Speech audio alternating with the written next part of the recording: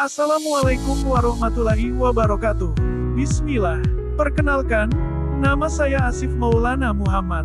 Saya adalah guru mata pelajaran pendidikan agama Islam di kelas ini. Di mana insya Allah, pada kesempatan kali ini saya akan menyampaikan materi tentang menganalisis unsur-unsur hadis. Segala puji hanya bagi Allah, Tuhan semesta alam. Di mana Dialah yang telah menurunkan Al-Quran sebagai petunjuk bagi umat manusia dan mengutus Rasulullah Shallallahu Alaihi Wasallam sebagai uswah hasanah, teladan terbaik dalam hidup ini. Sholawat serta salam semoga senantiasa tercurah kepada Rasulullah, kepada keluarga, sahabat, dan para pengikut beliau hingga hari kiamat nanti. Anak-anak sekalian yang dirahmati Allah, pada kesempatan yang berbahagia ini, kita akan membahas satu topik penting dalam ilmu Islam, yaitu tentang bagaimana menganalisis unsur-unsur hadis. Topik ini penting, apalagi di zaman sekarang, di mana informasi begitu cepat tersebar. Kadang kita dengar satu hadis, langsung kita share ke grup WhatsApp, tanpa tahu apakah itu benar dari Nabi atau bukan. Padahal, Rasulullah Shallallahu Alaihi Wasallam pernah bersabda, "Barang siapa berdusta atas namaku dengan sengaja, maka hendaklah dia menyiapkan tempat duduknya di neraka." Hadis riwayat Bukhari dan Muslim. Hadis ini menunjukkan betapa besar bahayanya jika kita menyampaikan hadis tanpa ilmu, tanpa verifikasi, apalagi kalau ternyata itu palsu. Sebelum kita membahas bagaimana cara menganalisis hadis, kita harus paham dulu, apa itu hadis. Hadis secara umum adalah segala hal yang berasal dari Nabi Muhammad Shallallahu Alaihi Wasallam, baik berupa perkataan, perbuatan, persetujuan, takrir, atau sifat-sifat beliau. Hadis menjadi sumber hukum Islam yang kedua setelah Al-Quran. Contohnya, sabda Nabi, "Tidak sempurna iman seseorang hingga dia mencintai saudaranya sebagaimana dia mencintai dirinya sendiri." Hadis riwayat Bukhari dan Muslim. Perbuatan Nabi, cara beliau salat, wudu, puasa, semua itu terekam dalam hadis. Persetujuan Nabi, ketika para sahabat melakukan suatu hal dan Nabi tidak menegurnya, itu disebut takhir dan menjadi bagian dari sunnah. Kenapa sih hadis harus dianalisis? Karena tidak semua hadis yang kita temukan itu sahih. Ada hadis yang lemah, doif, bahkan ada yang palsu, maudhu. Kalau kita tidak hati-hati, kita bisa salah dalam mengamalkan agama. Itulah mengapa ulama dahulu mencurahkan hidup mereka untuk menyaring hadis-hadis yang benar-benar berasal dari Rasulullah. Ada dua unsur utama hadis, sanad dan matan. Nah, disinilah kita mulai masuk ke bagian inti. Dalam ilmu hadis, setiap hadis terdiri dari dua unsur besar. Yang pertama sanad. Sanad adalah rantai perawi, yaitu orang-orang yang meriwayatkan hadis itu dari Nabi Shallallahu Alaihi Wasallam sampai ke penulis hadis.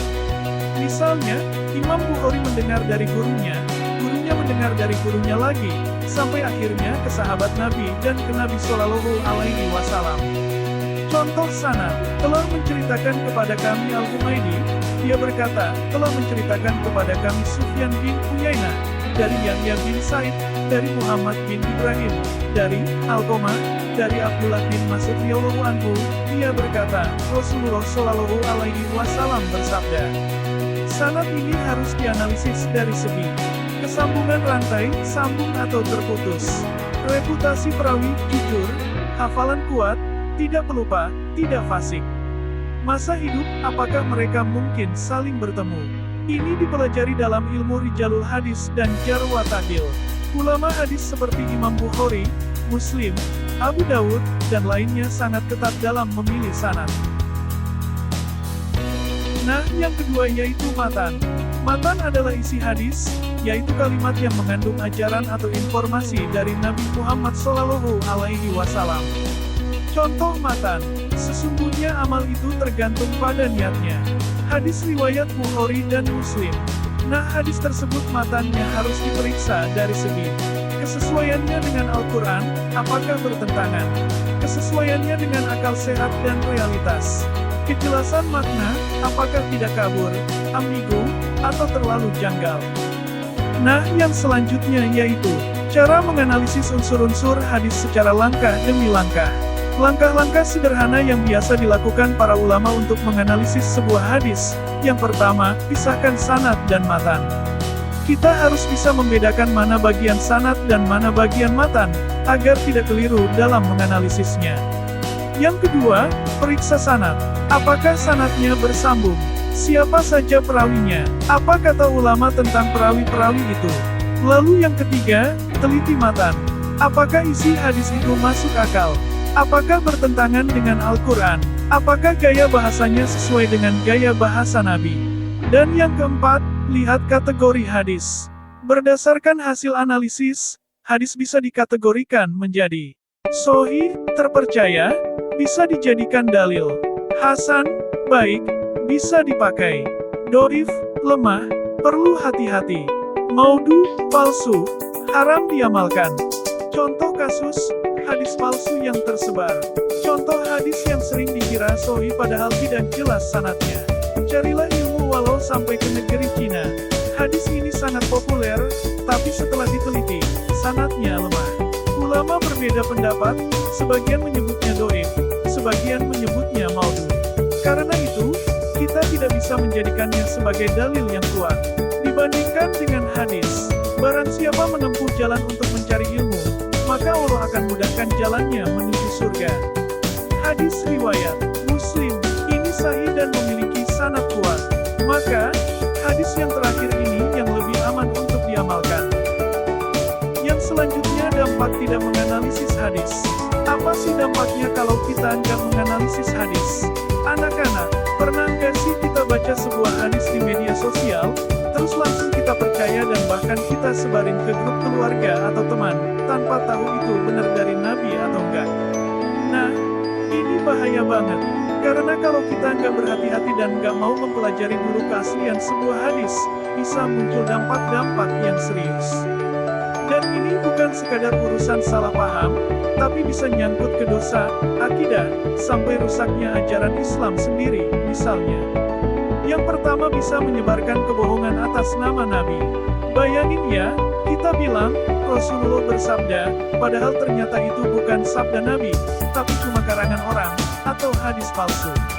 Itu sama aja kayak nuduh Nabi ngomong sesuatu yang beliau nggak pernah ucapkan. Dan Nabi sendiri udah anti-anti dalam hadis yang sahih. Siapa yang sengaja berdusta atas namaku, siap-siap tempatnya di neraka.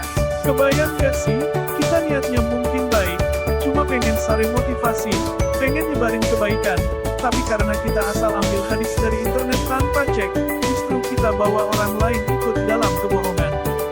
Dan itu bukan dosa biasa. Yang kedua, mengamalkan ajaran yang salah. Hadis itu kan pedoman kita dalam beragama. Kalau hadisnya salah atau palsu, berarti amal yang kita lakukan juga keliru. Ibaratnya kayak orang ngikutin GPS palsu, bukannya sampai tujuan, malah nyasar jauh.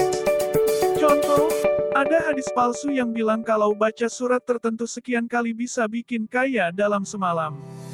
Banyak orang percaya, padahal itu bukan ajaran Nabi. Akhirnya mereka lebih sibuk amal-amal yang gak ada tuntunannya, sementara amal yang benar dari Nabi malah ditinggalkan.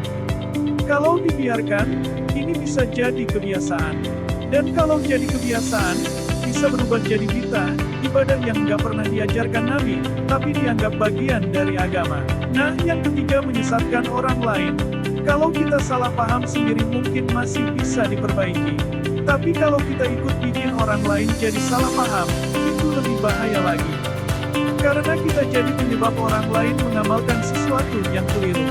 Dan sayangnya, banyak orang percaya sama kita.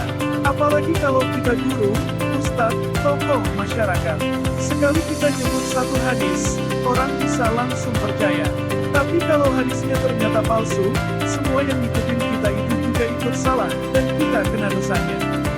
Jadi ini bukan cuma soal tanggung jawab pribadi, tapi juga tanggung jawab sosial dan keagamaan. Dan yang keempat, mencampur adukan agama dengan hal yang gak jelas. Kalau kita terbiasa nyampur agama dengan hadis-hadis yang gak jelas sumbernya, lama-lama ajaran Islam jadi kabur. Orang awam gak bisa lagi bedain mana yang benar dari Nabi, mana yang cuma katanya. Ini bisa bikin agama kita terlihat aneh atau gak logis. Akhirnya orang bilang, Islam ngajarin yang aneh-aneh. Padahal bukan Islamnya yang salah, tapi oknum yang asal sebarin hadis palsu. Agama jadi kelihatan kayak campuran antara wahyu dan karangan manusia. Ini berbahaya, bukan cuma mempermalukan agama sendiri, tapi juga bisa merusak kepercayaan umat terhadap sunnah Nabi. Nah anak-anak, jadi kesimpulannya, marilah kita semua mulai lebih berhati-hati dalam menerima dan menyampaikan hadis. Mari kita biasakan diri untuk mengecek sumber hadis, menghargai keilmuan para ulama hadis, tidak asal sebar sebelum verifikasi. Dengan cara ini, kita telah membantu menjaga kemurnian Islam. Kita juga telah ikut menjaga nama baik Rasulullah Shallallahu Alaihi Wasallam agar tidak tercemar oleh hadis-hadis palsu. Semoga Allah Subhanahu wa Ta'ala jadikan kita sebagai hambanya yang mencintai ilmu, mencintai sunnah Nabi, dan berani menolak kebatilan. Amin ya robbal alamin. Karena materinya sudah habis, kita cukupkan sampai di sini. Karena yang di sana, dia sudah bahagia bersama orang lain. Hidup sendirian, tanpa kekasih. Cukup sekian, dan terima kasih. Wassalamualaikum warahmatullahi wabarakatuh.